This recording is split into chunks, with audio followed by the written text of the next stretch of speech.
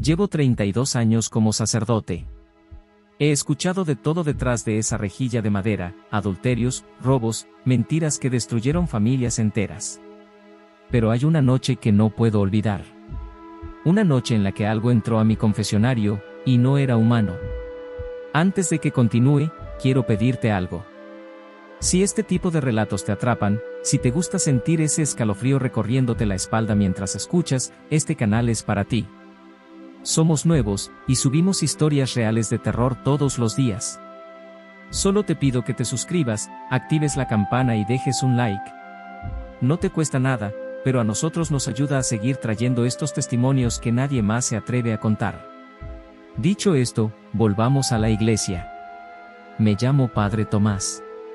O al menos así me conocen en la parroquia de San Elías, una iglesia construida en 1897 en un pueblo del interior cuyo nombre prefiero no mencionar. No por proteger al pueblo, sino porque lo que pasó aquella noche dejó algo ahí. Algo que sigue. Y no quiero que nadie vaya a buscarlo.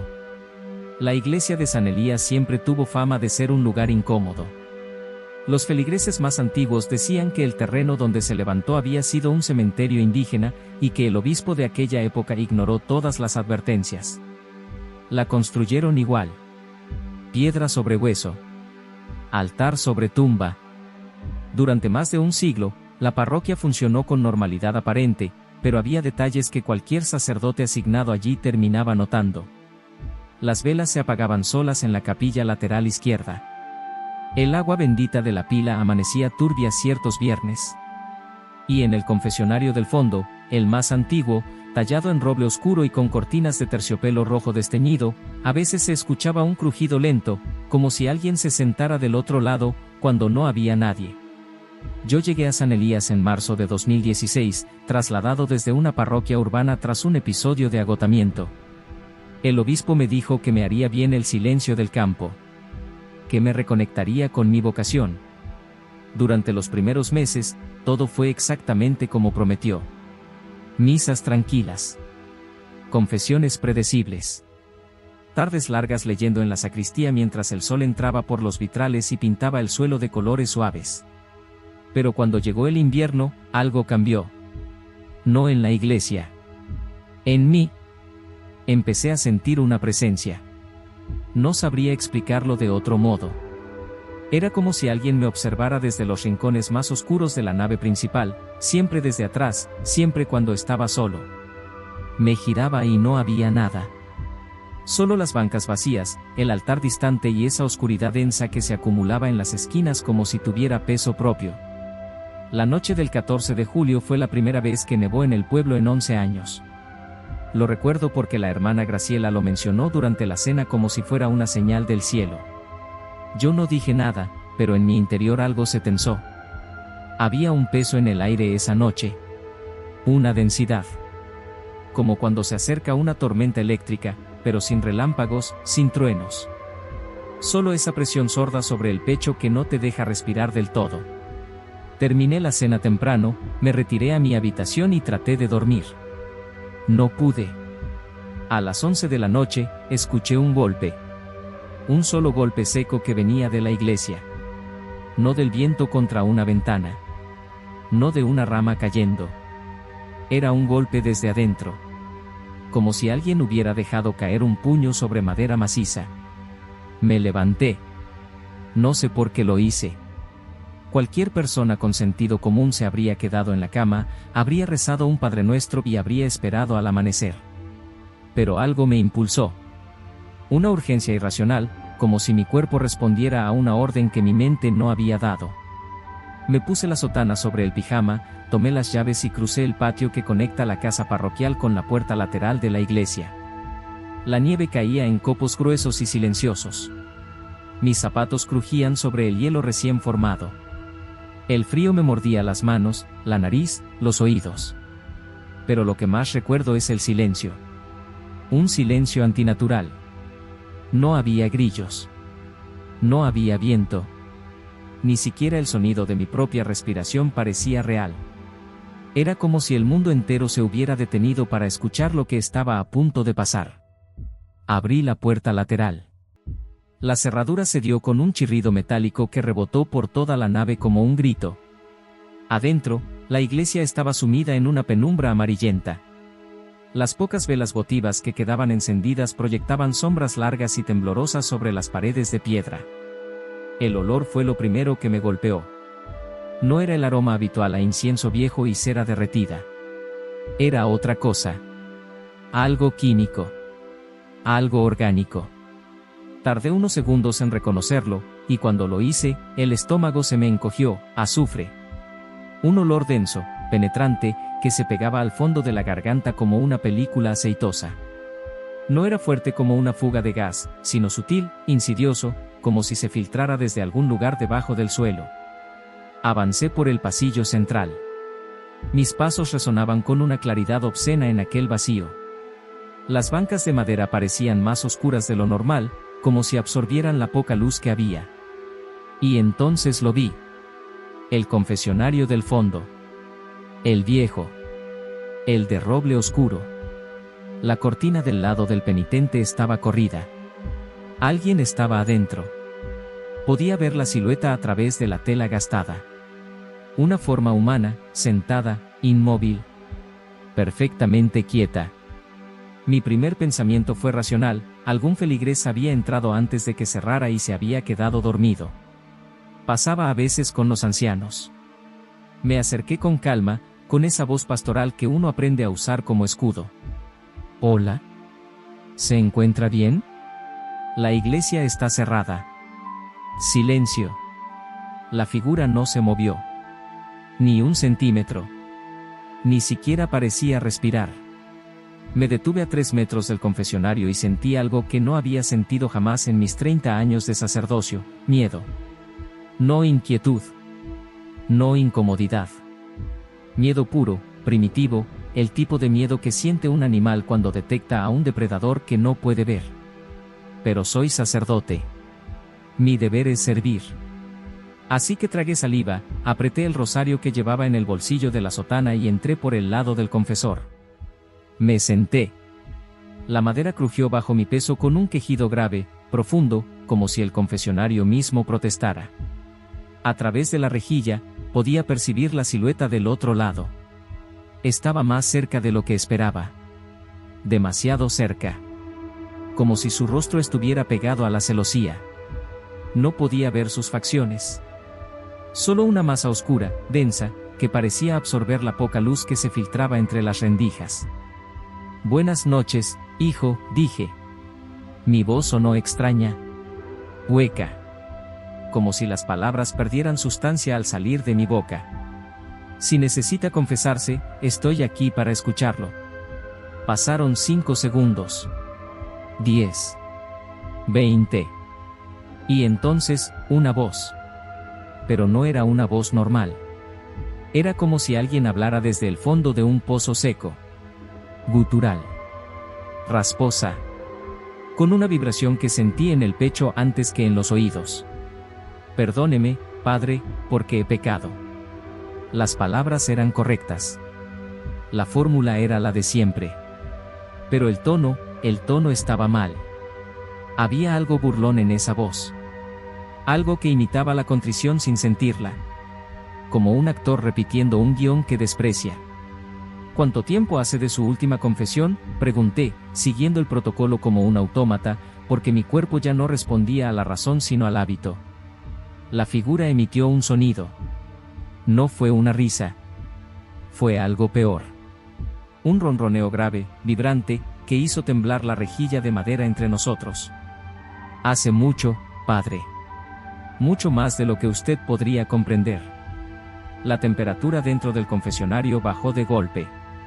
No gradualmente, como cuando entra una corriente de aire. De golpe.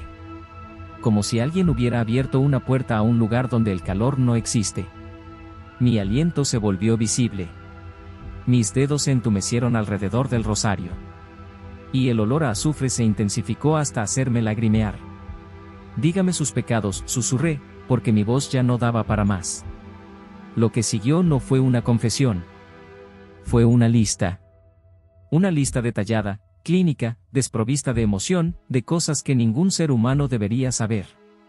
Me habló de un hombre del pueblo que había muerto en 1943, y me describió el color exacto de sus ojos cuando dejó de respirar. Me habló de una mujer que había perdido un hijo en 1971, y me repitió las palabras exactas que ella susurró sobre el cuerpo. Me habló de un niño que se había ahogado en el río en 1988, y me describió la sensación del agua llenándole los pulmones con una precisión que me revolvió el estómago. No eran pecados. Eran recuerdos. Recuerdos de muerte. Y los narraba como quien lee la lista de compras del supermercado. Quise levantarme. Quise salir. Pero mi cuerpo no respondía. Era como si la madera del confesionario se hubiera fundido con mi espalda, con mis piernas, como si el asiento me estuviera tragando lentamente. Las luces de la iglesia comenzaron a parpadear. No las velas. Las luces eléctricas del techo, esas que dejábamos encendidas toda la noche por seguridad. Parpadeaban con un ritmo irregular, enfermizo, como el latido de un corazón que está fallando. Y con cada parpadeo, la sombra detrás de la rejilla parecía más grande. Más densa. Más cerca. ¿Quién eres?, pregunté. No debía hacerlo. Lo supe en el instante en que las palabras dejaron mi boca. Fue como lanzar una piedra a un lago negro y esperar a ver qué sube desde el fondo. La voz se detuvo. El silencio que siguió fue el más pesado que he experimentado en mi vida. Era un silencio con textura, con masa, con intención. Y entonces, lentamente, la figura se movió. Se inclinó hacia la rejilla. Y por primera vez, vi algo a través de las rendijas. No era un rostro. Era la ausencia de un rostro. Una oscuridad con forma, con contorno, con dos puntos donde deberían estar los ojos que no reflejaban luz sino que la consumían. Y esa cosa habló. Pero esta vez no habló con aquella voz gutural. Habló con mi voz. Con mi voz exacta, con mi cadencia, con mi acento, con esa forma particular que tengo de arrastrar las heces. Yo soy el que escucha, Tomás.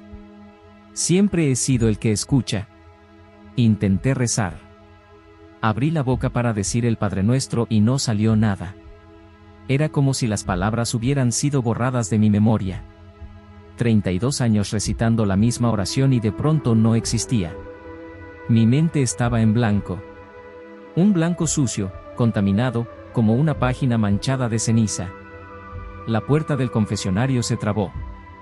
Tiré de la manija con las dos manos y no cedió. La madera que me rodeaba empezó a crujir. No como cruje un mueble viejo. Crujía como crujen los huesos. Un sonido orgánico, húmedo, nauseabundo. Y la rejilla comenzó a combarse hacia mi lado, como si algo empujara desde el otro extremo con una fuerza lenta e imparable. Los susurros empezaron entonces.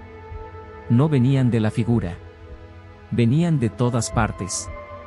De las paredes. Del techo. Del suelo. Eran cientos de voces hablando al mismo tiempo, superpuestas, algunas en español, otras en idiomas que no reconocí, otras en algo que no era idioma sino sonido puro, disonante, como cuerdas de violín siendo arrastradas en la dirección equivocada. Decían nombres. Decían fechas. Decían cosas que nadie debería poder escuchar y seguir cuerdo. Me tapé los oídos con las manos y los susurros no bajaron de volumen. Porque no entraban por los oídos. Entraban por otro lugar. Por algún rincón de la mente que no tiene puerta ni cerradura. No sé cuánto tiempo estuve ahí. Pudieron ser minutos. Pudieron ser horas. Lo único que recuerdo es que en algún momento, algo cambió. La presión cedió. Los susurros se apagaron como una radio perdiendo señal. La temperatura subió lentamente. Y la puerta del confesionario se abrió sola, con un clic suave, casi amable, como si alguien la hubiera desbloqueado desde fuera. Salí temblando. Caí de rodillas en el pasillo central. Vomité sobre el suelo de mármol. Cuando levanté la vista hacia el confesionario, la cortina del lado del penitente estaba abierta. No había nadie. Pero en el asiento de madera, grabadas con algo que parecía una uña, había 4 palabras: volveré a confesarme. A la mañana siguiente llamé al obispado. Pedí que enviaran a alguien. No dije por qué. Simplemente dije que necesitaba que vinieran. Enviaron a un diácono joven que me miró con esa mezcla de compasión y condescendencia que reservamos para los viejos que creemos que ya desvarían. Revisó el confesionario. No encontró marcas en la madera. No encontró olor a azufre. No encontró nada. Me sugirió que descansara. Que tal vez la altura y el frío estaban afectándome.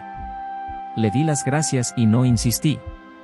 Pero esa noche, mientras el diácono dormía en la habitación de huéspedes, yo me quedé despierto, mirando por la ventana hacia la iglesia. Y a las 3 de la madrugada, exactamente a las 3, vi una luz tenue encenderse dentro de la nave. Una luz que no debería estar ahí. Y juro, por todo lo que es sagrado, que escuché un crujido. El crujido de madera vieja. El crujido de alguien sentándose en el confesionario del fondo. Pedí mi traslado una semana después. No volví a San Elías. No volví a sentarme en un confesionario. Atiendo confesiones de pie, en la sacristía, con la puerta abierta y la luz encendida. Mis superiores creen que es una excentricidad de viejo.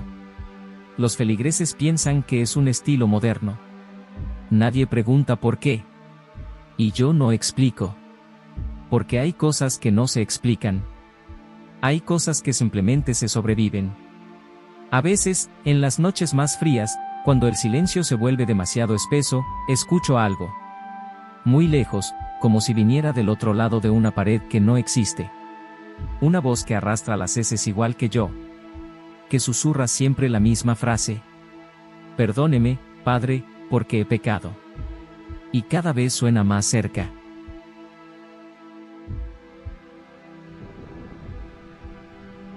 Nunca satisfizo al padre Tomás la explicación oficial.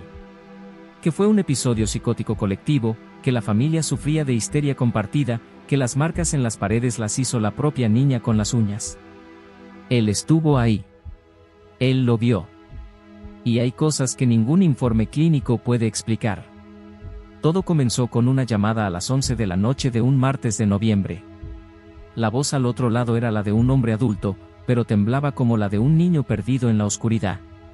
Se identificó como Ricardo Meneses, profesor de historia en un colegio público de las afueras. Dijo que su hija de 12 años, Camila, llevaba 3 semanas sin dormir. Que hablaba en idiomas que nunca había estudiado. Que las paredes de su habitación amanecían cada mañana con grietas nuevas, como si la casa misma estuviera enfermando desde dentro. El padre Tomás anotó la dirección en el reverso de un recibo y le dijo que estaría ahí al día siguiente. Ricardo le suplicó que fuera esa misma noche.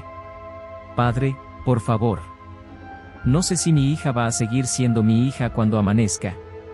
Tomás llevaba 17 años en el sacerdocio y había atendido 23 casos de supuesta posesión.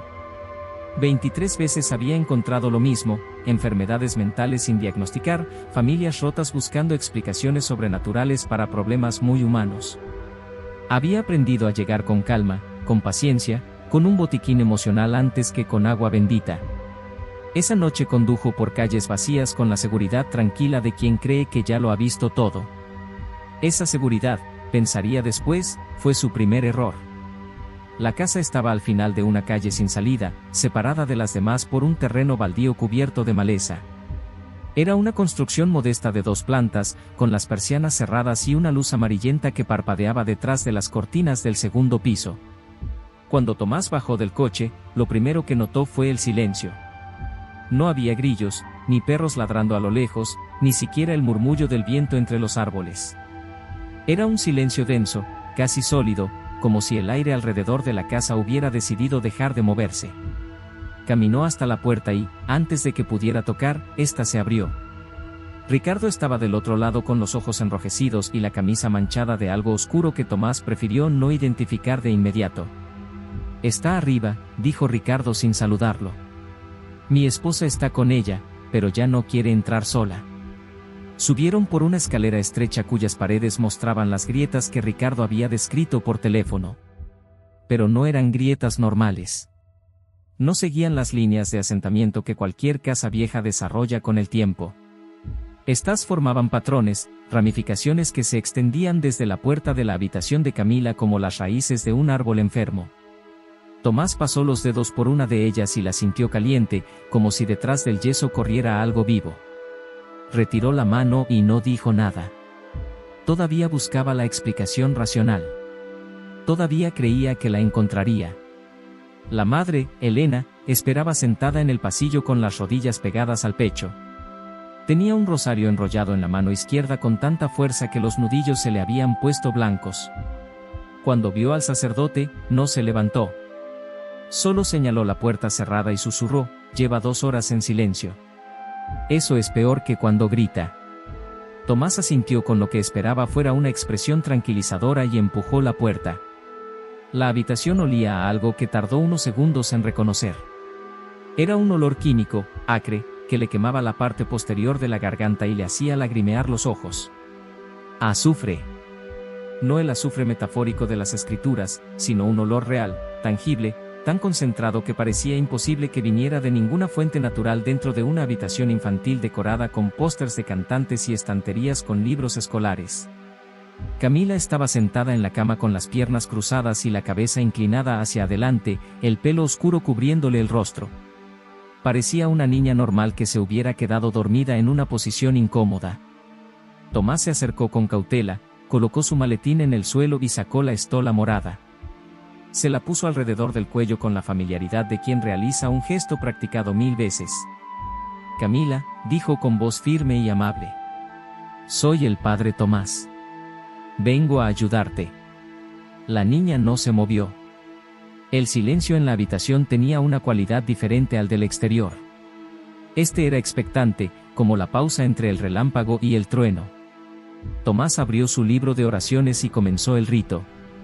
Las palabras del latín llenaron la habitación con su cadencia antigua y, durante los primeros minutos, no ocurrió nada. Tomás sintió que su confianza se afianzaba. Otro caso más, pensó. Otra familia asustada que necesita orientación médica, no espiritual. Entonces Camila levantó la cabeza. Sus ojos estaban abiertos, pero no miraban al sacerdote. Miraban a un punto detrás de él, en la esquina superior de la habitación, como si pudiera ver algo adherido al techo que nadie más percibía. Su boca se abrió lentamente y de ella salió un sonido que Tomás nunca había escuchado en su vida. No era un grito ni un gemido. Era algo intermedio, un zumbido grave que parecía venir de más abajo de su garganta, de más abajo de su pecho, como si resonara desde el suelo mismo debajo de la cama. La bombilla del techo parpadeó una vez, 2 veces, y luego se estabilizó con una luz más tenue que antes. «Sé quién eres, Tomás», dijo Camila, pero no con su voz. La voz que salió de su boca era la de un hombre adulto, rasposa, con un acento que el sacerdote no pudo ubicar geográficamente. «Sé lo que hiciste en el seminario de Braga. Sé lo que le dijiste a tu madre la última vez que la viste con vida. Sé que no la perdonaste». Tomás dejó de leer. Sus manos, que habían sostenido miles de veces aquel libro sin temblar, ahora lo apretaban con una fuerza que le blanqueaba los nudillos. Su madre había muerto hacía 9 años. La última conversación que tuvieron fue por teléfono, una discusión amarga sobre decisiones familiares que él nunca le contó a nadie. A nadie. Ni a su confesor, ni a su diario, ni a Dios en sus oraciones más privadas. Era un peso que cargaba solo, sellado dentro de una cámara de vergüenza que jamás había abierto ante otro ser humano. Y ahora una niña de 12 años lo repetía con la precisión de quien estuvo escuchando desde dentro de las paredes. «Eso no va a funcionar», dijo Tomás, forzándose a retomar el control. Volvió al rito, elevó la voz, pronunció cada sílaba del latín como si las palabras fueran un muro que pudiera levantar entre él y lo que estaba ocurriendo. Pero Camila comenzó a reír. No era la risa de una niña. Era una carcajada seca, entrecortada, que sonaba como madera vieja quebrándose. La ventana de la habitación estalló hacia adentro sin que nada la golpeara desde fuera. Los cristales cayeron sobre la alfombra con un tintineo casi delicado, y el aire frío de noviembre entró arrastrando consigo un olor a tierra húmeda y a algo más antiguo, algo que Tomás asoció instintivamente con sótanos cerrados durante décadas. Los objetos de la estantería comenzaron a vibrar. Primero los libros, que se deslizaron hasta el borde y cayeron uno por uno al suelo con golpes secos. Después los marcos de fotos, que giraron sobre sí mismos como si manos invisibles los manipularan. Un vaso de cristal que estaba sobre el escritorio se elevó unos centímetros en el aire, quedó suspendido durante 3 segundos que parecieron 30, y luego salió disparado contra la pared opuesta, donde se hizo añicos a pocos centímetros de la cabeza de Tomás. El sacerdote dio un paso atrás. No era miedo lo que sentía todavía, se dijo a sí mismo. Era precaución. Pero sus piernas sabían algo que su mente aún no aceptaba, temblaban. Padre Tomás de Almeida Costa, dijo la voz que salía de Camila, y ahora hablaba en un latín perfecto, sin acento, con una pronunciación eclesiástica que la niña no podía conocer. Ordinatus anno Domini duobus milibus novem. ¿Crees que tus palabras tienen poder aquí? Las palabras son aire. Y el aire me pertenece. Las paredes crujieron. No como cruje una casa vieja ajustándose al frío. Crujieron como huesos. Desde las grietas que rodeaban la puerta brotó un polvo fino y grisáceo que flotó en el aire con una lentitud antinatural, como si la gravedad en aquella habitación funcionara según reglas diferentes. La lámpara del techo se apagó por completo y la única luz que quedó fue la que entraba por la ventana rota, un resplandor lunar débil y azulado que hacía que las sombras de la habitación parecieran más profundas de lo que la geometría permitía. Tomás sacó agua bendita de su maletín y la roció hacia Camila. Las gotas cayeron sobre su piel y la niña aulló. Pero no de dolor. De placer. Fue un gemido largo, obsceno, imposible en la garganta de una criatura de esa edad, y Tomás sintió que algo dentro de su pecho se encogía, algo que no era un órgano sino una certeza, la certeza de que el mundo funciona según reglas comprensibles. ¿Quieres saber qué pasó en esta casa?, dijo Camila, y su cabeza giró hacia Tomás con un movimiento fluido que no parecía involucrar los músculos del cuello. Ahora lo miraba directamente. Sus ojos tenían el mismo color de siempre, marrón oscuro, pero había algo mal en las pupilas. Estaban dilatadas de forma desigual, una más grande que la otra, y no reaccionaban a la luz. Antes de que esta familia llegara, aquí vivía un hombre. Un hombre que rezaba tanto como tú, Tomás. Un hombre que creía con la misma fuerza que tú. Y lo que vino a buscarlo no le importaron sus oraciones. Porque no es la fe lo que nos detiene. Es que a veces simplemente elegimos irnos. Y a veces elegimos quedarnos. Los golpes empezaron desde abajo. Desde el suelo. Como si alguien estuviera debajo de la habitación, debajo de los cimientos, golpeando la tierra con los puños para abrirse paso. El suelo de madera vibró bajo los pies de Tomás y uno de los tablones se combó hacia arriba con un crujido que le recordó a la quilla de un barco rompiéndose. El olor a azufre se intensificó hasta hacerse casi insoportable. Los ojos le lloraban, la garganta le ardía, y por primera vez en 17 años de sacerdocio, el padre Tomás dejó caer el libro de oraciones. No se le resbaló. No lo soltó por accidente. Lo dejó caer porque sus manos decidieron que no querían seguir sosteniéndolo.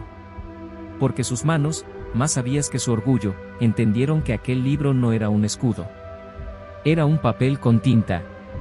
Y lo que había en aquella habitación no tenía miedo de la tinta. Camila se levantó de la cama. No se puso de pie de forma natural, apoyando las manos, moviendo las piernas. Se elevó. Su cuerpo se irguió como si una cuerda invisible la jalara desde la coronilla, y sus pies descalzos quedaron suspendidos a un palmo del colchón. Los brazos le colgaban a los costados y la cabeza se le inclinó hacia atrás, dejando al descubierto el cuello. Bajo la piel, algo se movía. Tomás lo vio con claridad a la luz de la luna, protuberancias que recorrían su garganta de un lado a otro, como dedos presionando desde el interior de su cuerpo. «Vete», susurró Tomás, y ya no estaba seguro de si hablaba con lo que habitaba a Camila o con él mismo. Recogió el libro del suelo con manos que ya no le obedecían del todo. Intentó retomar el rito pero las palabras se le enredaban, el latín se le deshacía en la boca como ceniza mojada. La puerta detrás de él se cerró de golpe. Desde el otro lado, escuchó a Elena gritar el nombre de su hija y a Ricardo golpear la madera con los puños. Tomás estaba encerrado. «No vine por ella», dijo la voz de Camila, y ahora era suave, casi tierna, con la dulzura envenenada de una nana cantada en un idioma muerto. Ella fue solo la puerta. Vine por ti, Tomás. Llevo mucho tiempo esperándote. Desde antes de que te ordenaran. Desde antes de que nacieras.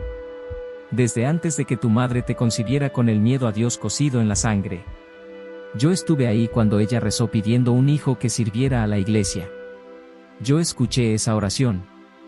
Y decidí que la respondería yo. La temperatura de la habitación descendió de golpe. El aliento de Tomás se condensó frente a su boca en nubes blancas y densas. Las grietas en las paredes se extendieron con un ruido que parecía el de una tela desgarrándose lentamente, y de ellas comenzó a resumar un líquido oscuro y espeso que no era agua. Era tibio. Tomás lo sabía porque una gota le cayó en el dorso de la mano y la sintió con la temperatura exacta del interior de un cuerpo humano. Se la limpió en la sotana mientras una parte de su mente, la parte entrenada, la parte racional, intentaba catalogar lo que estaba viviendo como un episodio de pánico, como una alucinación inducida por el estrés, como cualquier cosa que cupiera dentro de las leyes del mundo que él conocía. Pero esa parte de su mente se estaba quedando sin argumentos. Camila descendió lentamente hasta quedar sentada de nuevo en la cama, con las piernas cruzadas, exactamente en la misma posición en la que Tomás la había encontrado. Su cabello le cubrió el rostro otra vez. Su respiración se normalizó. El olor a azufre se disipó tan rápidamente como había aparecido, reemplazado por el aroma inocente del suavizante de la ropa de cama. Las luces del techo se encendieron con un parpadeo débil, iluminando los destrozos de la habitación, los cristales en el suelo, los libros esparcidos, las manchas oscuras en las paredes agrietadas. Todo parecía terminado. Todo parecía haber pasado. La puerta se abrió sola. Tomás recogió su maletín con movimientos mecánicos. Salió de la habitación sin mirar atrás y encontró a Ricardo y Elena abrazados en el pasillo, con los rostros descompuestos. Les dijo lo que siempre les decía a las familias después de un caso, que consultaran a un médico, que buscaran ayuda profesional, que él haría seguimiento. Pero su voz sonaba hueca, como una grabación de sí mismo. Bajó la escalera y, al pasar junto a la pared del primer piso, vio algo que no estaba ahí cuando llegó. Grabada en el yeso, con una caligrafía imposiblemente limpia, había una frase. Solo 5 palabras. Nos vemos cuando duermas, Tomás. Condujo de vuelta a la parroquia con las ventanillas abiertas a pesar del frío. Necesitaba el ruido del viento, el olor del asfalto mojado, cualquier cosa que le recordara que el mundo exterior seguía existiendo y funcionando con normalidad. Cuando llegó, se sentó en el banco más cercano al altar y trató de rezar. Las palabras no acudieron. Por primera vez en su vida, el silencio de la iglesia no le pareció sagrado. Le pareció vacío. Esa noche no durmió. Ni la siguiente. Ni la siguiente. Cuando finalmente el agotamiento lo venció al cuarto día, soñó con una habitación infantil con pósters en las paredes y una niña sentada en una cama con las piernas cruzadas. Pero en el sueño, la niña levantó la cabeza y debajo del pelo oscuro no había un rostro. Había un espejo. Y en el espejo, Tomás vio su propia cara sonriendo con una expresión que nunca había hecho. Una expresión que no era suya. Despertó con el sabor del azufre en la boca. Han pasado 6 años desde aquella noche. Tomás dejó el sacerdocio hace 4. Trabaja ahora como voluntario en un centro de acogida, vive solo en un apartamento pequeño y no pisa una iglesia desde entonces. Cuando le preguntan por qué abandonó su vocación, responde que perdió la fe. Pero eso no es del todo cierto. La fe en Dios la perdió mucho antes. Lo que perdió aquella noche en la casa al final de la Rua das Flores fue algo peor. Perdió la certeza de que lo que hay al otro lado no es real. Y cada noche, antes de cerrar los ojos, revisa las paredes de su apartamento buscando grietas nuevas. Porque sabe que la frase grabada en el yeso no era una amenaza. Era una promesa. Y las promesas, a diferencia de las oraciones, siempre se cumplen.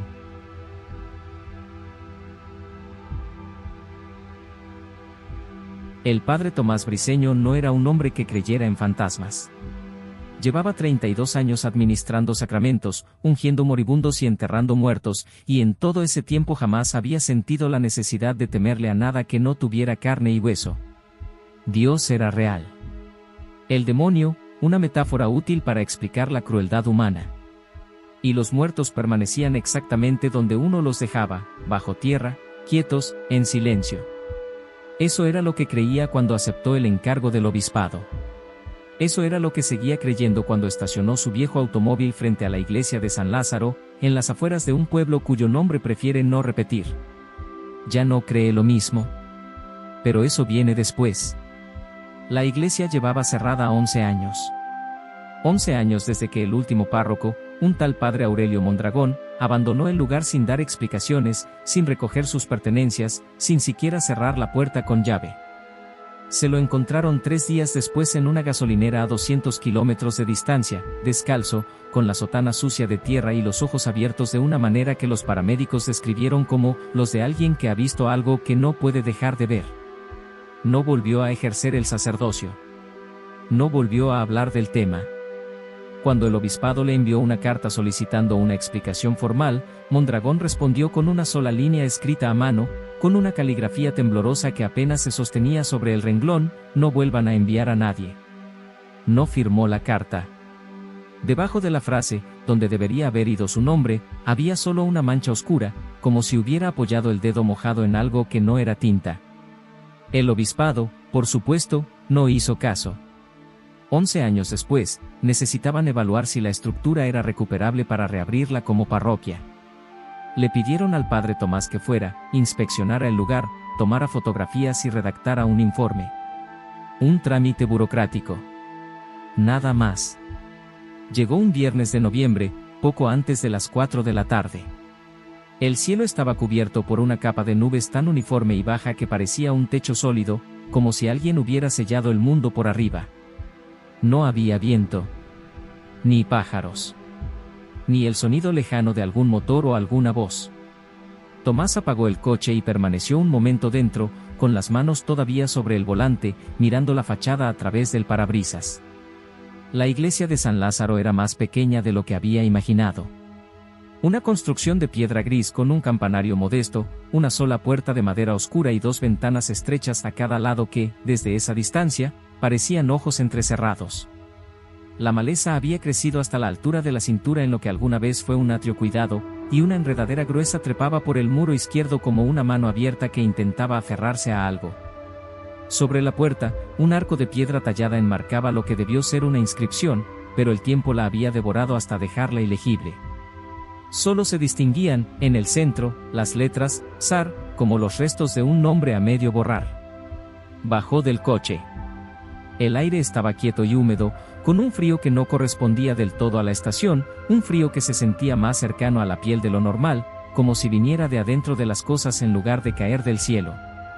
Tomás caminó por el sendero de tierra que llevaba a la entrada, apartando con las manos los tallos secos que le bloqueaban el paso. A medio camino se detuvo. No por un sonido. No por un movimiento. Se detuvo porque tuvo, de pronto, la certeza absurda e inexplicable de que alguien lo estaba mirando desde una de las ventanas. No vio a nadie. Miró con atención. Las ventanas estaban vacías, cubiertas por dentro con algo oscuro, tal vez tablas, tal vez suciedad acumulada. No había nadie. Y sin embargo, la sensación no se fue. Se quedó ahí, colgada del aire, como un olor que no tiene origen. La puerta cedió con un empujón. No estaba cerrada. El interior olía a humedad vieja, a madera podrida, a algo más debajo de eso que Tomás no supo identificar, algo dulce y vagamente orgánico, como flores descompuestas o fruta olvidada en un cajón durante meses. La luz entraba apenas por las ventanas, filtrada por la mugre y las tablas mal puestas, y dibujaba rectángulos pálidos sobre el piso de baldosa rota. El silencio era absoluto. No el silencio normal de un lugar vacío, sino un silencio que parecía tener peso, densidad, como si el aire mismo fuera más espeso aquí dentro. La nave central estaba dispuesta tal como cabría esperar, 2 filas de bancas de madera oscura orientadas hacia el altar, un pasillo estrecho en el medio, columnas cortas a los lados sosteniendo un techo bajo de vigas expuestas. Pero algo estaba mal.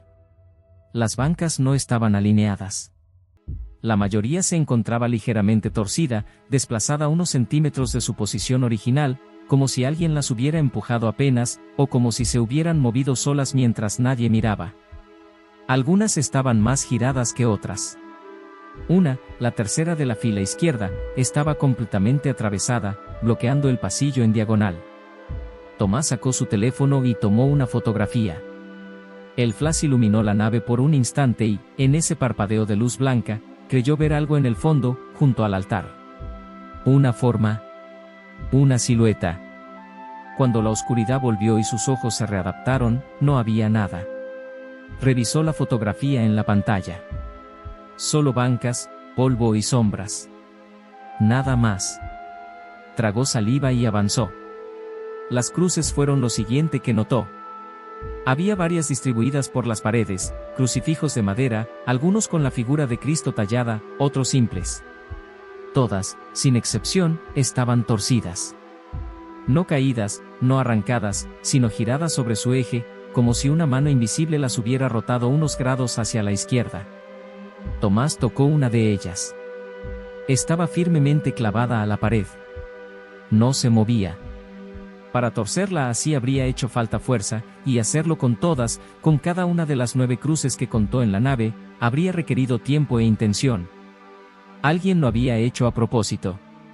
O algo. Encontró una cruz en el suelo, junto a la base de una columna. Estaba boca abajo, con el Cristo aplastado contra la baldosa. La levantó. La figura tenía el rostro raspado, como si lo hubieran frotado contra la piedra hasta borrarlo. Donde debían estar los ojos, la nariz, la boca, solo quedaba una superficie lisa y áspera. Tomás la dejó en la banca más cercana, con cuidado, como si pudiera romperse.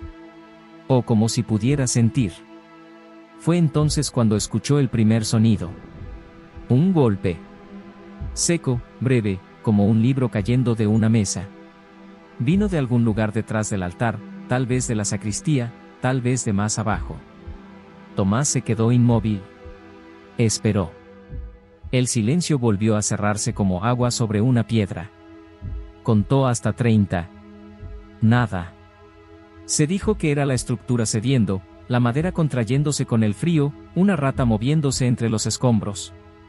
Se lo dijo con la misma voz interior que usaba para tranquilizar a los feligreses asustados, la voz razonable, firme, paternal. Pero sus pies no se movieron. Seguía de pie en el mismo punto, con la mano todavía apoyada en la banca donde había dejado la cruz. Avanzó hacia el altar.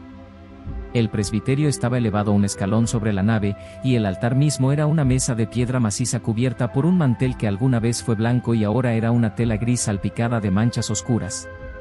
Detrás, en la pared del ábside, había un crucifijo grande, el principal, el que debería presidir la iglesia. Estaba al revés. No torcido. No caído. Colgado deliberadamente con la cabeza de Cristo apuntando hacia abajo y los pies hacia el techo. Los clavos que lo sostenían estaban hundidos con fuerza en la piedra. Quien lo hizo no lo hizo con prisa. Tomás sintió que la temperatura bajaba. No gradualmente, no como cuando una corriente de aire entra por una rendija, sino de golpe, como si alguien hubiera abierto una puerta a un lugar que estaba a varios grados bajo cero. Su aliento se volvió visible. Una nube blanca y pequeña que se formó frente a su boca y se disolvió lentamente. Noviembre era fresco, sí, pero no hacía ese frío. No ese frío. Un frío que se sentía dirigido, localizado, como si emanara de un punto concreto. Del altar. De detrás del altar. La sacristía era una habitación pequeña, conectada al presbiterio por una puerta baja que estaba entreabierta. Tomás la empujó con la punta de los dedos. Cedió sin ruido, como si las bisagras estuvieran recién engrasadas, lo cual era imposible en un lugar abandonado durante 11 años. Dentro, una mesa, un armario de madera abierto con vestiduras litúrgicas apolilladas colgando de ganchos oxidados, una silla volcada en el suelo. Y cuadernos. 3 cuadernos de pasta negra apilados sobre la mesa, junto a un tintero seco y una pluma que ya nadie usaba. Abrió el primero. Era un diario. La letra era firme al principio, ordenada, la caligrafía de alguien acostumbrado a escribir. Las primeras entradas eran rutinarias, registros de misas, conteos de asistencia, notas sobre reparaciones necesarias en el techo. Pero hacia la mitad del cuaderno, la escritura comenzaba a cambiar. Las líneas se inclinaban. Las palabras se apretaban. Aparecían frases sueltas entre los registros parroquiales, frases que no tenían contexto ni explicación. Hoy la tercera banca se movió otra vez. La dejé alineada antes de cerrar. Estoy seguro. Los susurros empezaron de nuevo después de las 3 de la mañana. No puedo distinguir las palabras. Suenan como latín, pero no es latín. Es algo que quiere sonar como latín. Encontré la cruz del pasillo girada esta mañana. Le pregunté al sacristán. No ha venido en 2 semanas. Tomás pasó las páginas más rápido. La letra se deterioraba entrada tras entrada, como si la mano que escribía estuviera cada vez más cansada o cada vez más asustada. Hacia el final del segundo cuaderno, las frases ya no eran registros. Eran confesiones. No está en las paredes. No está en el sótano. Está en el aire. Lo siento cuando respiro. Entra cuando inhalo y se queda dentro un momento, como si estuviera mirando desde adentro de mis pulmones, y luego sale. Pero cada vez sale un poco menos. Le recé a Dios y no hubo respuesta. Le recé a la Virgen y no hubo respuesta. Recé el rosario completo 3 veces y en la tercera las cuentas estaban calientes, tan calientes que me quemaron los dedos. Hay marcas. Tengo marcas. Ya no duerme. Ya no come. Ya no habla. Estoy hablando de mí. Tomás cerró el cuaderno. Le temblaban las manos. No de frío, aunque el frío seguía ahí, instalado en la habitación como un huésped que no piensa irse. Le temblaban las manos porque, mientras leía la última entrada, había escuchado algo. Algo dentro de la iglesia, en la nave, detrás de él. Un sonido que no era un golpe ni un crujido. Era una voz. No una voz completa. No palabras formadas. Era algo entre un murmullo y una exhalación, como si alguien estuviera recitando algo con la boca cerrada, dejando que el sonido escapara solo por la nariz, por los dientes apretados. Venía de todas partes y de ninguna. Rebotaba en las paredes de piedra de un modo que hacía imposible ubicar su origen. Tomás salió de la sacristía y volvió a la nave. Las bancas se habían movido. No mucho. Centímetros. Tal vez 1 centímetro cada una. Pero se habían movido. La banca que estaba atravesada ahora estaba un poco más girada, y las de la fila derecha se habían desplazado hacia el pasillo, estrechándolo. Tomás miró el suelo buscando marcas de arrastre. Las encontró. Líneas finas en el polvo, curvas suaves, como si las bancas hubieran sido empujadas por algo que no tiene manos. El murmullo continuaba. Ahora era un poco más claro, un poco más cercano, como si la fuente estuviera acercándose o como si él se estuviera acostumbrando a escucharla. Distinguió sílabas. Fragmentos.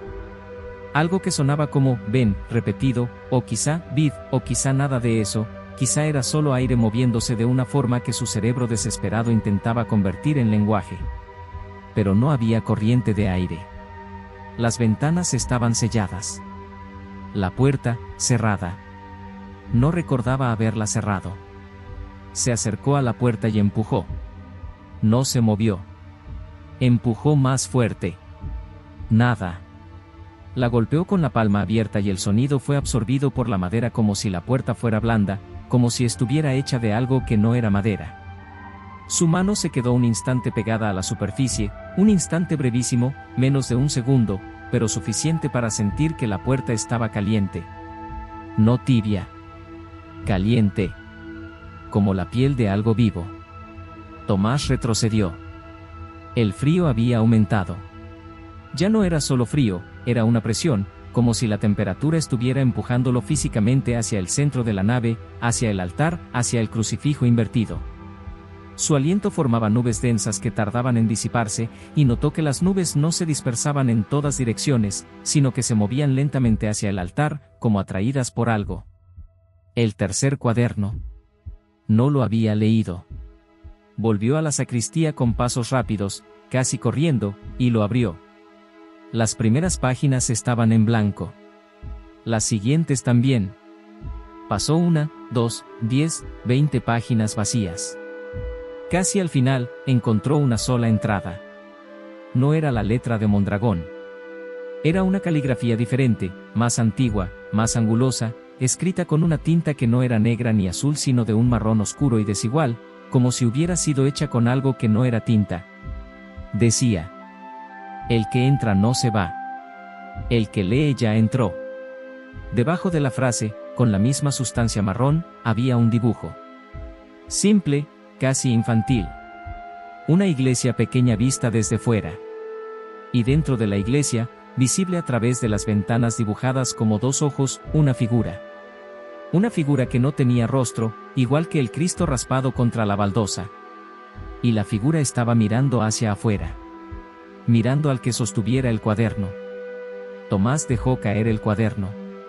El murmullo se detuvo. El silencio que siguió fue peor que cualquier sonido.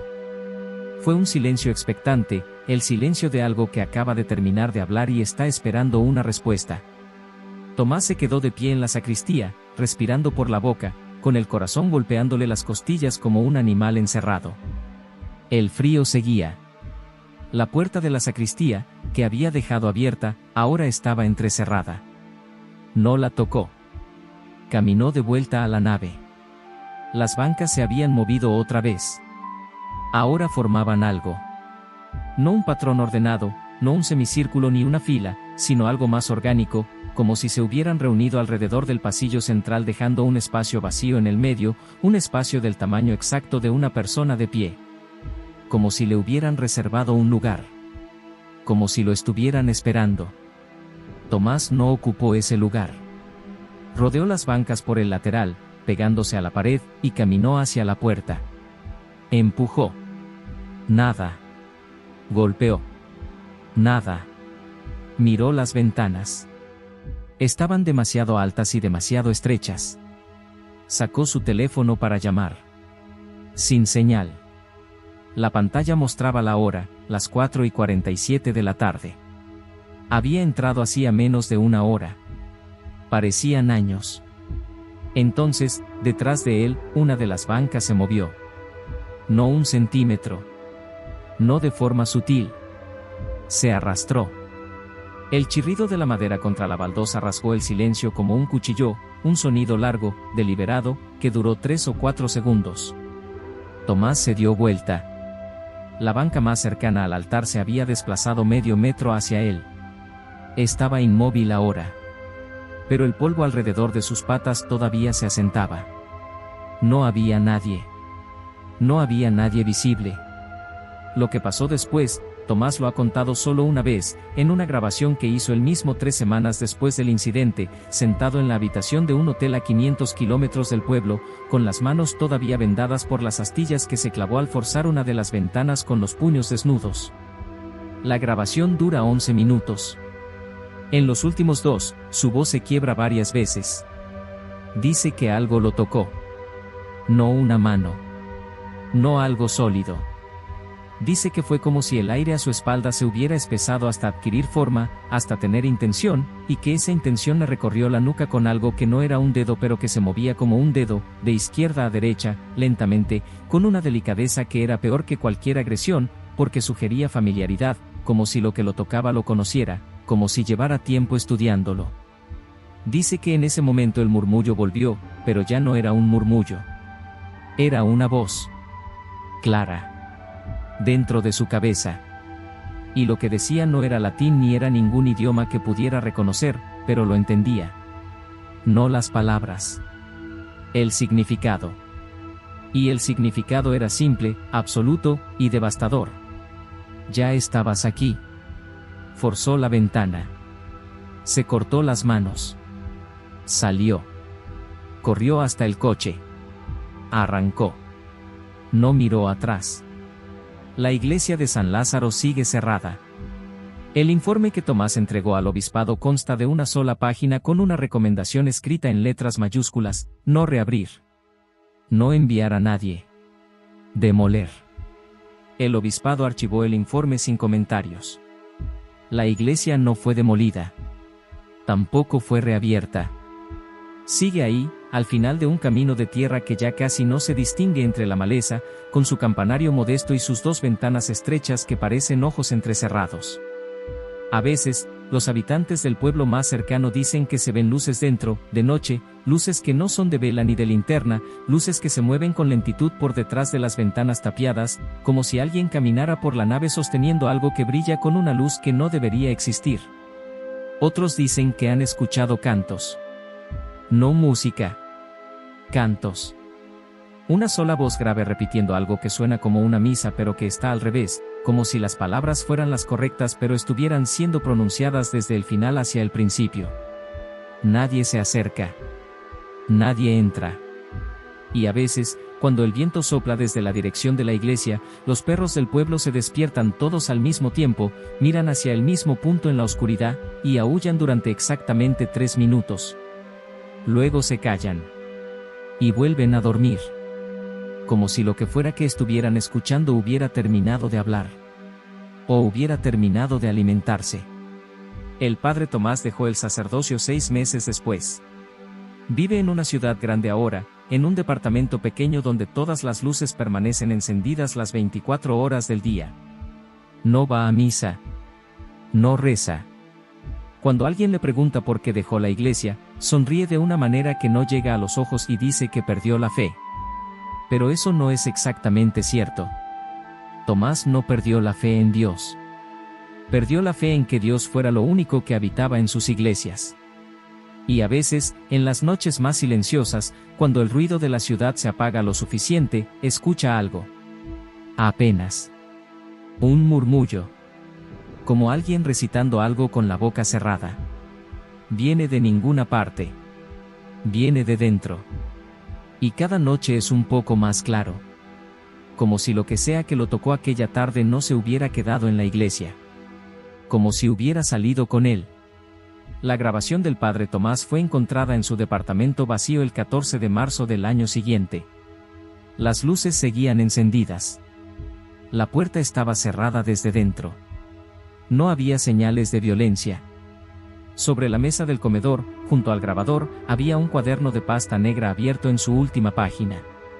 La página estaba en blanco, excepto por una frase escrita con una caligrafía que no era la de Tomás.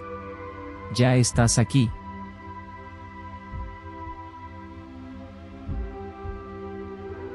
El padre Tomás Aguilar llevaba 32 años escuchando confesiones.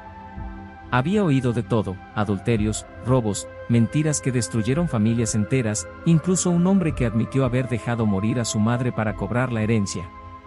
Nada lo sorprendía ya. O eso creía. Porque aquella noche de noviembre, en la parroquia de San Sebastián, alguien entró al confesionario y le arrancó para siempre la certeza de que entendía el mundo. Eran las 11:15 de la noche. El padre Tomás no debería haber estado allí. La parroquia cerraba a las 9, pero se había quedado revisando unos documentos en la sacristía, postergando el momento de volver a la rectoría vacía. Desde la muerte de su madre, 6 meses atrás, el silencio de aquella casa le resultaba insoportable. Prefería el silencio de la iglesia, que al menos tenía la excusa de ser sagrado. Estaba a punto de apagar las luces cuando escuchó la puerta lateral. Un chirrido lento, metálico, como si alguien la empujara con una sola mano. Se asomó desde la sacristía y vio una silueta avanzar por el pasillo central. No caminaba rápido ni despacio. Se movía con una cadencia extraña, como si cada paso fuera una decisión meditada. El padre Tomás no alcanzó a ver el rostro. La figura se metió directamente en el confesionario y cerró la cortina. Tomás dudó. Había algo en la forma en que aquella persona se había movido que le provocó un escalofrío que no supo explicar. Pero era sacerdote. Si alguien necesitaba confesarse a las 11 de la noche, probablemente tenía una razón urgente. Se ajustó la estola, caminó hasta el confesionario y se sentó en su lado. A través de la rejilla, solo distinguió una sombra. Ni siquiera podía saber si era hombre o mujer. «Buenas noches», dijo el padre Tomás. «¿Deseas confesarte?» Hubo un silencio. No breve. Un silencio que se extendió lo suficiente como para que Tomás escuchara su propia respiración y, debajo de ella, otra. La del otro lado. Era una respiración lenta, húmeda, como la de alguien que tiene los pulmones llenos de algo que no es aire. Perdóneme, padre, porque he pecado. La voz era suave. Masculina, quizás, pero con un registro agudo que la hacía difícil de ubicar. Sonaba educada, tranquila. Demasiado tranquila para alguien que busca confesión a esas horas. ¿Cuánto tiempo hace de tu última confesión?, preguntó Tomás, siguiendo el rito. No lo recuerdo. Hace mucho.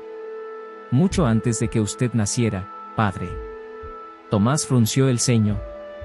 Probablemente una exageración, pensó. Gente mayor que no se confiesa desde la infancia. Lo había visto antes. Está bien. Dime qué te ha traído aquí esta noche. Otro silencio.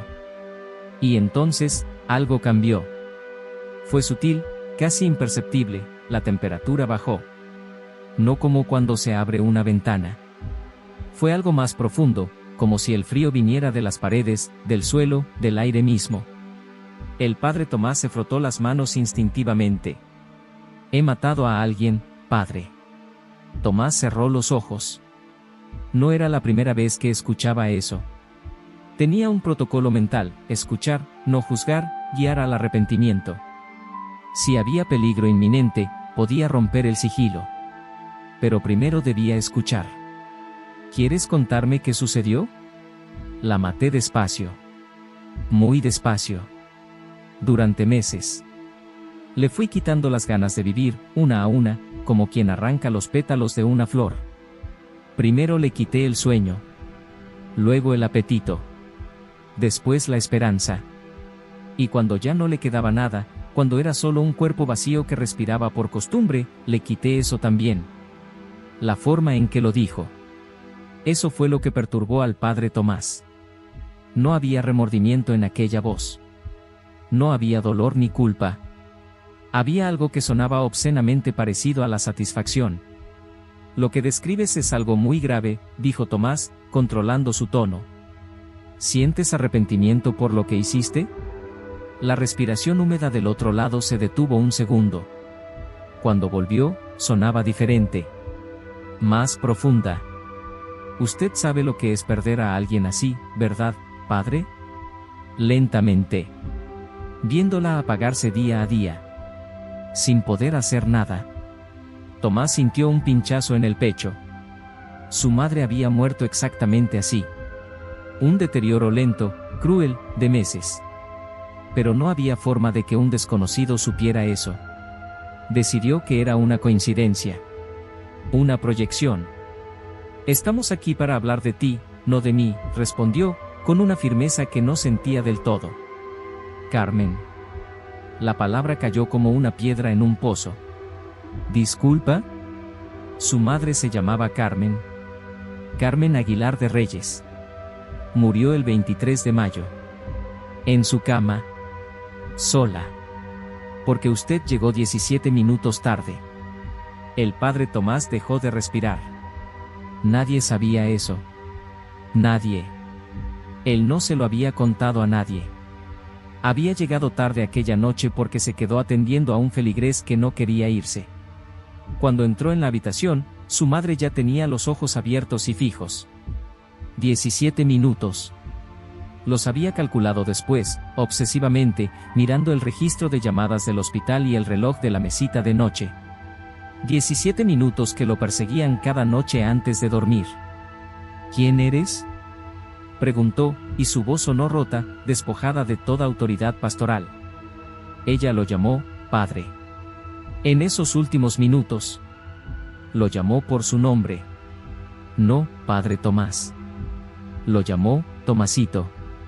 Como cuando era niño. ¿Sabía eso? Las luces de la iglesia parpadearon.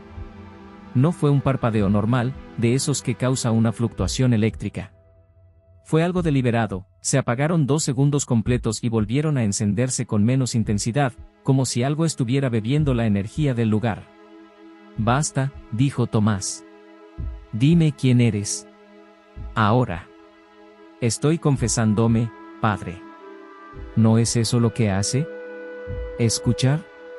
Y entonces llegó el olor. Primero fue tenue, como un recuerdo lejano, azufre. Ese olor a huevos podridos que se asocia con las calderas viejas y las tuberías rotas. Pero fue creciendo. Se fue mezclando con algo peor, un hedor dulce, empalagoso, como fruta descompuesta o carne olvidada al sol. El padre Tomás se cubrió la nariz con la manga de la sotana. Lo que le hice a esa mujer se lo he hecho a muchos otros, continuó la voz, que ahora sonaba distinta. Más grave.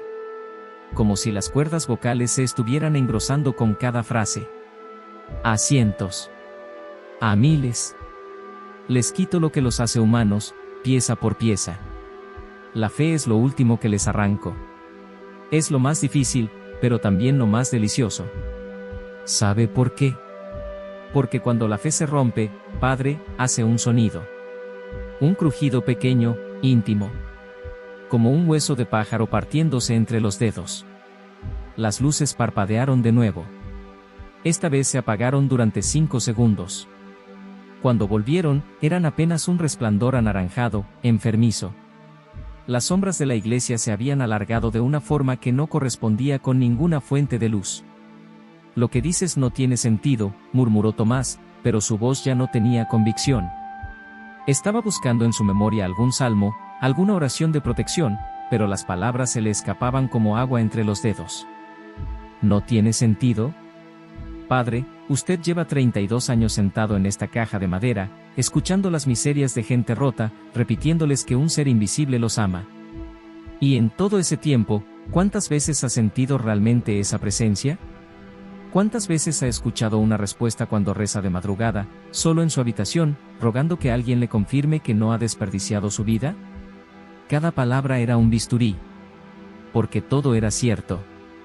Las noches de duda. Las oraciones vacías. La sensación creciente, en los últimos años, de estar hablándole a un techo. Yo sí estoy aquí, padre. Yo sí respondo. La madera del confesionario crujió. No como cruje la madera vieja por el cambio de temperatura. Crujió como si algo estuviera presionándola desde dentro, como si la estructura se estuviera deformando bajo un peso invisible. Tomás miró la rejilla y se dio cuenta de que ya no veía una sombra del otro lado. Veía oscuridad. Una oscuridad densa, tangible, que parecía tener textura. Como si la negrura misma estuviera respirando. Quiero que entienda algo, padre, la voz ya no era la del inicio. Era profunda, cavernosa, y resonaba de una manera imposible para una garganta humana. Sonaba como si varias voces hablaran a la vez, ligeramente desfasadas. No vine a confesarme. Vine a que me escuchara. Porque usted necesitaba saber quién se llevó a su madre. El corazón de Tomás se detuvo un instante.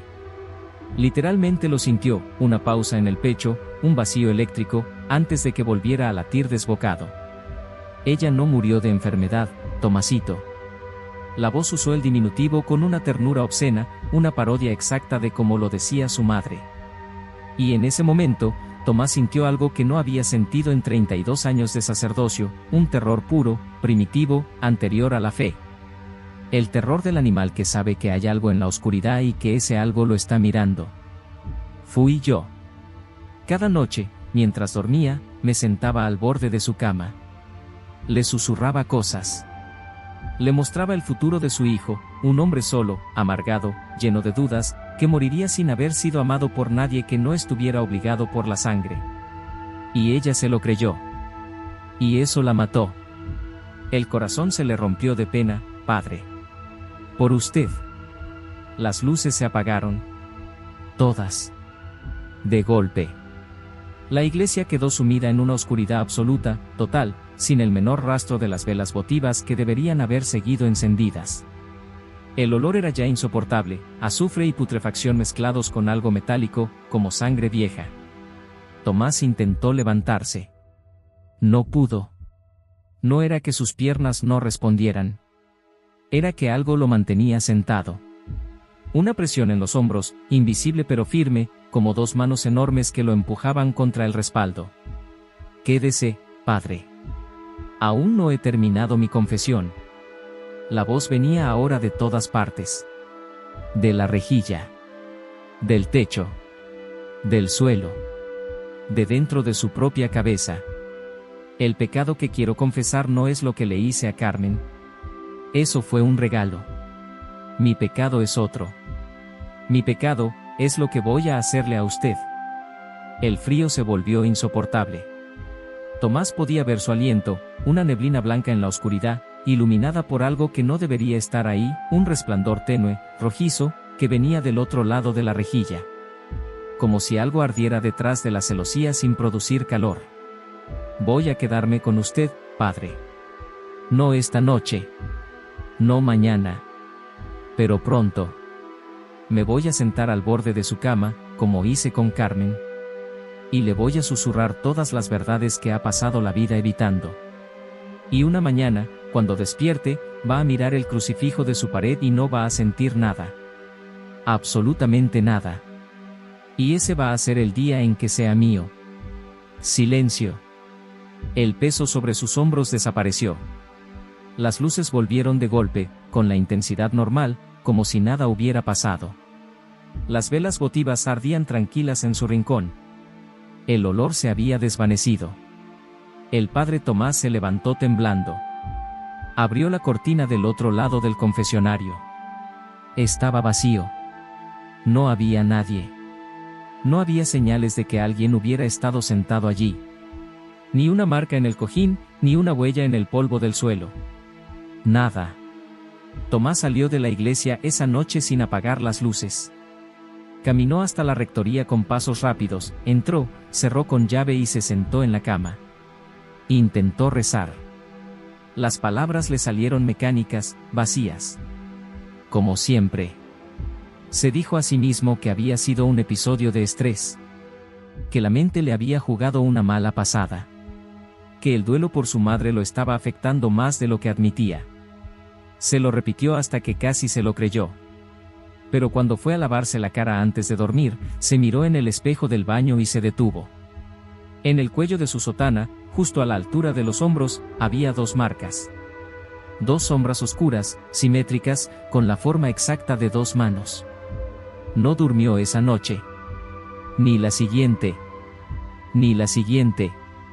Y una semana después, cuando por fin el agotamiento lo venció y se quedó dormido en su silla, justo antes de cerrar los ojos, le pareció sentir algo.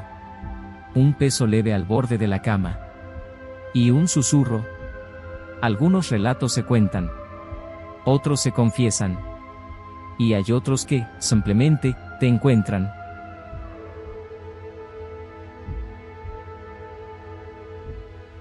El 7 de noviembre de 2016, el padre Tomás Valverde Ruiz, de 43 años, párroco asignado a la iglesia de Nuestra Señora del Perpetuo Socorro en el distrito de Comas, fue reportado como desaparecido por la administración diocesana tras no presentarse a sus funciones durante 5 días consecutivos. La Policía Nacional inició una investigación de rutina que no arrojó resultados. No se encontró su cuerpo. No se hallaron indicios de violencia en su domicilio. Su vehículo, un Nissan Sentra gris de 2008, fue localizado estacionado frente a la parroquia con las llaves puestas en el contacto. La puerta del conductor estaba abierta. El motor, frío. Lo que sí se encontró fue un cuaderno de tapas negras dentro de la guantera del vehículo. 112 páginas escritas a mano con una caligrafía que, conforme avanzan las entradas, se deteriora de manera alarmante. La diócesis incautó el cuaderno antes de que la policía pudiera catalogarlo como evidencia. Fue clasificado como material interno y archivado sin fecha de desclasificación. Lo que sigue es una reconstrucción basada en fragmentos filtrados de ese cuaderno, en testimonios recogidos por un periodista independiente que prefiere mantenerse en el anonimato, y en grabaciones de audio que nunca debieron salir de los archivos eclesiásticos. Los nombres de algunos testigos han sido modificados. Los del padre Valverde y la familia involucrada, no. Ellos ya no pueden reclamar nada. La primera entrada del cuaderno tiene fecha del 12 de septiembre de 2016. La letra es firme, ordenada, propia de un hombre metódico. El padre Valverde escribe con la precisión de alguien acostumbrado a documentar. Antes de su asignación pastoral, había estudiado 2 años de psicología clínica en la Universidad Católica. Era, según todos los que lo conocieron, un hombre racional. Escéptico, incluso, dentro de los márgenes que su fe le permitía. La señora Carmen Huanca vino hoy a la parroquia acompañada de su hermana. Me pidió hablar en privado. Temblaba. Dice que su hijo, Diego, de 14 años, lleva 3 semanas sin dormir. Que habla en un idioma que no conocen. Que ha dejado de comer. Que las paredes de su habitación amanecen con marcas que parecen hechas con las uñas, pero el niño las tiene cortadas al ras. Me pidió un exorcismo. Le expliqué que el protocolo exige primero una evaluación médica y psiquiátrica. Me miró como si le hubiera fallado. El padre Valverde contactó a la parroquia de San Juan del Lurigancho para solicitar orientación. No era un exorcista designado. Nunca había participado en un ritual de liberación. Le respondieron que siguiera el protocolo, evaluación médica, informe psiquiátrico, y solo entonces, si se descartaban causas naturales, elevar el caso al obispado. Así lo hizo. O al menos, así lo intentó. La segunda entrada, fechada 3 días después, ya muestra un cambio sutil. No en la letra, que sigue siendo clara, sino en el tono. Visité la casa de la familia Huanca esta tarde. Barrio Las Colinas, una zona que conozco bien. Calle estrecha, casas de ladrillo sin terminar, ropa tendida en las azoteas. La casa tiene 2 pisos. Diego vive en el segundo. Cuando llegué, la señora Carmen me recibió en la puerta con los ojos enrojecidos. Me dijo que el doctor del centro de salud le recetó al niño un ansiolítico y le dijo que era estrés escolar. Usted no ha visto lo que yo he visto, padre, me dijo. Subí al segundo piso. La escalera olía a algo que no supe identificar. Algo dulce y podrido al mismo tiempo, como fruta descompuesta mezclada con algo químico. Entré a la habitación del niño. Diego estaba sentado en la cama, mirando la pared. No se volteó cuando entré. No se movió. Le hablé durante 10 minutos. No respondió. Recé una oración breve, más por costumbre que por convicción. Cuando dije el nombre de Cristo, el niño giró la cabeza hacia mí. Lentamente. Con una fluidez que no parecía natural, como si el cuello no tuviera articulaciones. Y sonrió. No como sonríe un niño. Sonrió como quien sabe algo que tú todavía no. Las siguientes entradas, entre el 18 y el 25 de septiembre, documentan 3 visitas más a la casa de los Huanca. El padre Valverde llevó consigo agua bendita, un crucifijo y, en una ocasión, una grabadora de voz. Las grabaciones existen. Fueron recuperadas de un cajón en la sacristía después de su desaparición. La mayor parte del audio es ininteligible, estática, zumbidos graves, y lo que un técnico de sonido describió como una frecuencia por debajo del rango audible humano que, sin embargo, el micrófono captó. Hay un fragmento, sin embargo, que es claro. Dura 11 segundos. Se escucha al padre Valverde rezando el Padre Nuestro en latín. Se escucha un golpe seco. Y luego una voz que no es la del sacerdote ni la del niño, una voz gutural, profunda, como si saliera del interior de las paredes, que dice una sola palabra. Una palabra que los 3 especialistas consultados no han podido identificar con certeza en ningún idioma conocido. El cuaderno registra lo que la grabadora no pudo captar con claridad. 22 de septiembre. Tercera visita. Llegué a las 4 de la tarde. La hermana de Carmen, Rosa, estaba sentada en la sala con un rosario entre las manos. Me dijo que la noche anterior, a las 3 de la madrugada, todas las puertas de la casa se cerraron al mismo tiempo. Un golpe seco, simultáneo, como un aplauso gigante. Que el perro, un mestizo viejo que dormía en el patio, aulló durante 20 minutos sin parar y luego se escapó. No ha vuelto. Subí a ver a Diego. Esta vez estaba de pie, en la esquina de la habitación, de cara a la pared. Cuando entré, el olor era insoportable. Azufre. No sé cómo describir la certeza con la que lo reconocí, porque nunca en mi vida había estado cerca de azufre puro.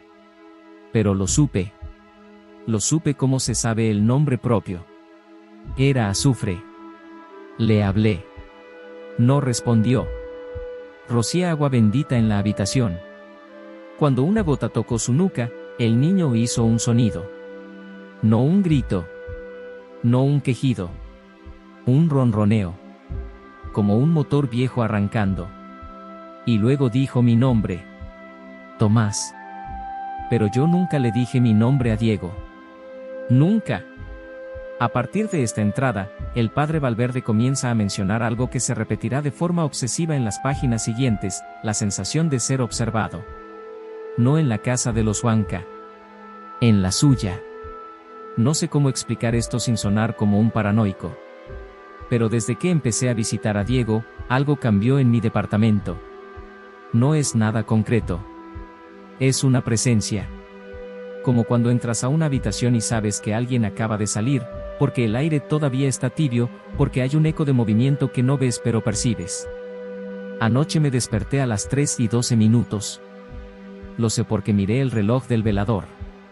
Había algo en la esquina de mi habitación. No lo vi. Pero lo sentí. Un peso. Una densidad. Como si el aire en esa esquina fuera más espeso que en el resto del cuarto. Me quedé inmóvil durante lo que me parecieron 20 minutos. Y luego se fue. No se movió, no hizo ruido. Simplemente dejó de estar ahí. Como si alguien hubiera apagado un interruptor. Los registros parroquiales muestran que, a partir de la primera semana de octubre, el padre Valverde comenzó a faltar a misa matutina. Algo inaudito en un hombre que, durante sus 8 años de servicio, no había faltado un solo día. La señora Pilar Mendoza, encargada de la limpieza de la parroquia, declaró al periodista anónimo que en esas semanas notó cambios en el sacerdote. Estaba flaco. Pero no flaco de enfermedad, sino como chupado desde adentro. Los ojos se le habían hundido. Y olía raro. No a sucio, sino a algo más. Como a cerillo quemado. Le pregunté si estaba bien y me miró como si no me reconociera. Tardó unos segundos en responder. Estoy bien, Pilar, me dijo. Pero no estaba bien. Eso se lo digo a cualquiera. El cuaderno, en este punto, se vuelve errático. Las fechas empiezan a faltar. La caligrafía se inclina hacia la derecha, las letras se alargan, los renglones se tuercen. Hay páginas enteras tachadas con trazos violentos. Hay dibujos, si es que pueden llamarse así, espirales, cruces invertidas, y una forma que se repite en al menos 7 páginas, un círculo con algo dentro que podría ser un ojo o podría ser una boca abierta.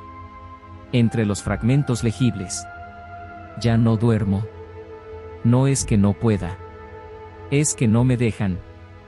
Cada vez que cierro los ojos, escucho pasos. Dentro de las paredes. Dentro del techo. Como si alguien caminara por el espacio entre el concreto y el yeso. Anoche la puerta del baño se cerró sola. No de golpe. Lentamente. Como si una mano invisible la empujara con cuidado, con delicadeza, con la paciencia de algo que tiene todo el tiempo del mundo.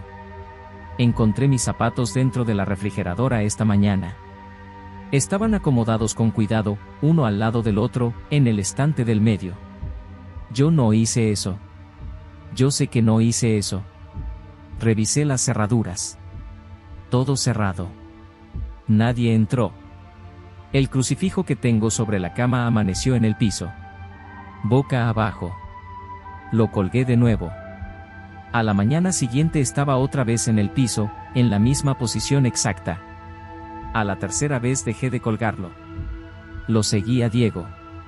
Sé que no debería escribir esto. Sé que suena a locura. Pero no seguí al niño.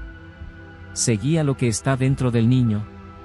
A lo que me mira con sus ojos cuando lo visito. A lo que sabe mi nombre.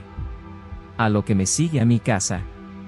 Lo sé porque ayer, cuando entré a la habitación de Diego, él me estaba esperando sentado en la cama, y antes de que yo dijera nada, dijo, «Tus zapatos estaban fríos, ¿verdad, Tomás?» Y se rió. Con una risa que no le cabía en el cuerpo. El padre Ricardo Meneses, vicario de la diócesis, recibió una llamada del padre Valverde el 29 de octubre. La conversación, según Meneses, duró menos de 3 minutos. En un testimonio grabado que forma parte del expediente diocesano, Meneses relata lo siguiente. Me llamó a las 11 de la noche. Eso ya era extraño. Tomás era un hombre de horarios. Respetuoso. Nunca llamaba tarde. Su voz sonaba rasposa, como si hubiera estado gritando durante horas. Me dijo que necesitaba autorización para un exorcismo formal. Le dije que eso requería un proceso, una evaluación del obispado, que él lo sabía. Me dijo, Ricardo, no tenemos tiempo. Esto ya no está en la casa. Esto ya salió de la casa. Esto me siguió. Le pregunté qué quería decir. Hubo un silencio largo. Luego me dijo, hay algo en mi departamento que me mira mientras duermo. Que mueve mis cosas. Que sabe lo que pienso antes de que lo piense. No es el niño, Ricardo. Nunca fue el niño. El niño fue la puerta. Y yo la crucé. Después colgó. Le llamé 5 veces esa noche. No contestó ninguna. Las últimas entradas del cuaderno son casi ilegibles. La presión del bolígrafo es tan fuerte que en varios puntos el papel está desgarrado. Hay manchas oscuras en los bordes de las páginas que un análisis posterior identificó como tinta mezclada con algo orgánico. No se determinó con exactitud qué era. Los resultados del laboratorio, según la fuente que los filtró, fueron inconcluyentes, pero consistentes con fluido de origen animal o humano. Los fragmentos que se han podido reconstruir dicen lo siguiente. Ya no está en la esquina. Está en todas partes. Está en el agua cuando me lavo la cara. Está en el espejo. Está detrás de mí ahora mismo mientras escribo esto. No necesito voltear para saberlo. Lo siento como se siente el sol en la nuca, como un calor que no viene de ningún lado. Las paredes respiran. No es una metáfora. Se expanden y se contraen. Puse la mano sobre la pared del pasillo y sentí un pulso. Rítmico. Lento. Como un corazón enorme latiendo al otro lado. Hoy visité a Diego por última vez. Su madre no me dejó entrar. Dijo que el niño estaba mejor. Que desde hacía 3 días comía y dormía con normalidad. Que los episodios habían parado. Me miró con lástima. Es usted el que no se ve bien, padre, me dijo. Tiene razón. Bajé 8 kilos. No recuerdo la última vez que comí algo. Todo sabe a ceniza y a metal. Se acabó. Lo entiendo ahora. Lo que estaba dentro de Diego no se fue porque se curara. Se fue porque encontró algo mejor. Algo más grande. Algo más cerca de Dios. Y que mayor blasfemia, que mayor victoria para lo que habita en la oscuridad, que ocupar el cuerpo de un hombre que consagró su vida a combatirlo. El 2 de noviembre de 2016, Día de los Muertos, una cámara de seguridad de la tienda de abarrotes frente a la parroquia de Nuestra Señora del Perpetuo Socorro captó al padre Valverde entrando a la iglesia a las 11:47 de la noche. Iba descalzo. Vestía su sotana negra. Caminaba con pasos largos y rígidos, con los brazos pegados al cuerpo, como si algo lo llevara. Como si no fuera él quien decidía la dirección. La grabación tiene una duración de 38 segundos.